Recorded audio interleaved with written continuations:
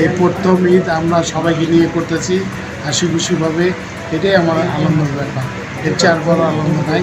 আমরা সবাই ঘরের ছেলে ঘরে ফিরে গেছি, মা বাবার সাথে ঈদ করেছি, বউ বাচ্চাদের সাথে ঈদ করেছি।